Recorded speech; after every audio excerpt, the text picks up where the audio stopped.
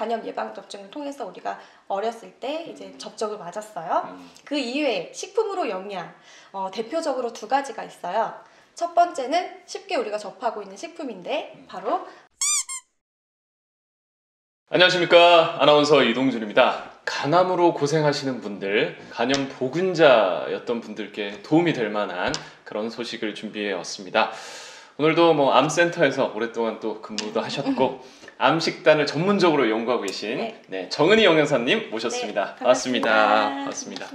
간은 어떤 역할을 하는 곳일까요? 간은 우리 몸에서 일어나는 대부분의 합성과 분해에 관여를 해요. 그래서 간 기능이 저하되었다고 하면 당연히 인체에 다양한 질병 발생에 영향을 주겠죠. 그 중에서도 간 기능 하면 딱 떠오르는 게 뭐가 있을까요? 간 기능? 네. 솔직히 오로나가 떠오르요. 약간 독을 없앤다 이런 느낌? 네, 그쵸. 네. 해독의 가장 큰 역할을. 자, 그러면 해독이 뭘까요?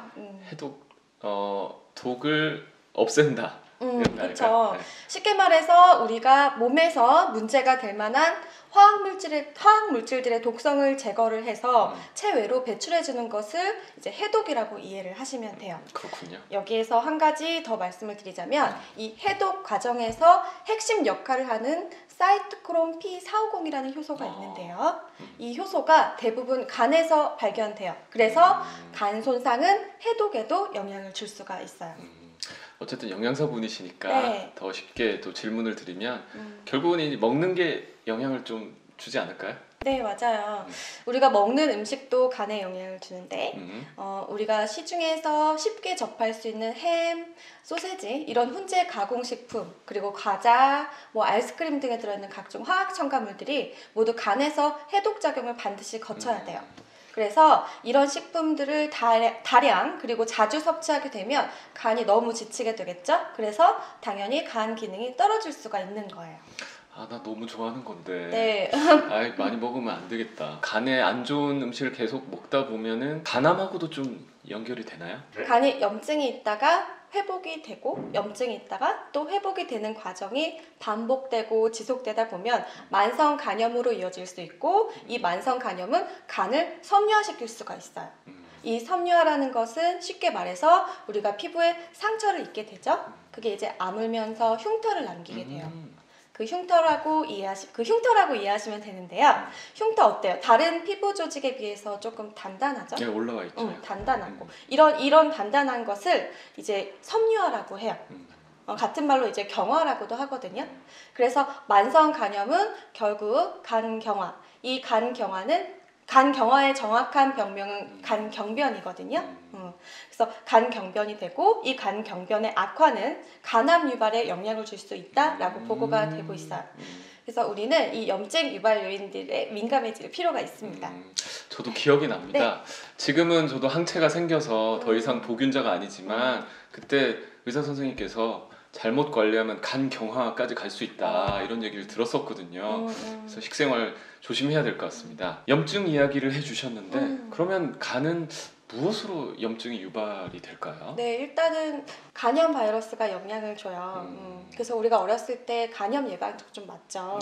그게 이제 우리 몸에 항체를 넣어주는 거거든요. 그 항체를 넣어준다는 것은 나중에 우리가 간염 바이러스가 들어왔을 때 그것을 이제 무찌를 수 있게 면역력을 넣어주는 그런 거를 이제 간염 예방 접종을 통해서 우리가 어렸을 때 이제 접종을 맞았어요. 그 이외에 식품으로 영양 대표적으로 두 가지가 있어요. 첫 번째는 쉽게 우리가 접하고 있는 식품인데 바로 알코올 섭취가 또 요인이 될 수가 있어요.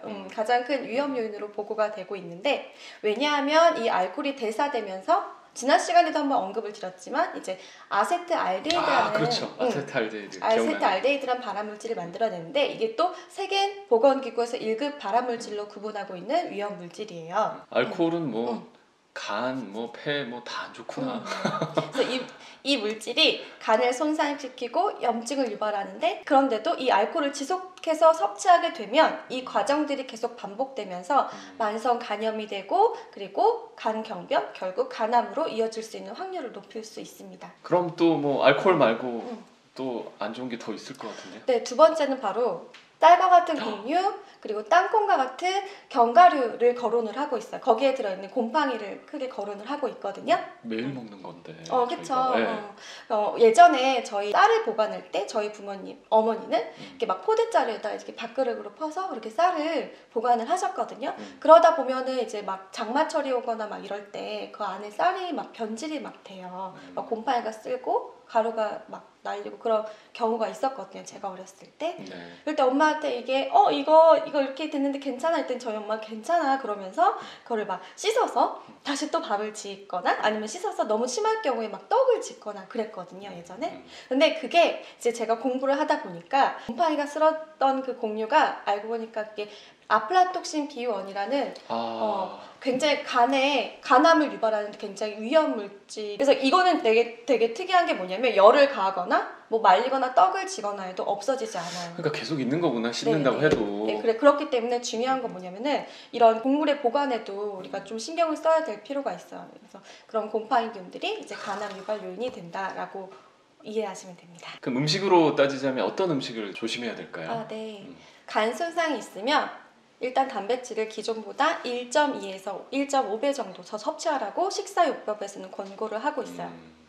그런데 간 기능이 상당히 저하된 경우에는 그 단백질을 100% 기름진 육류로만 과다하게 섭취하는 것에서는 이제 주의를 하고 있거든요. 단백질도 다 다르구나.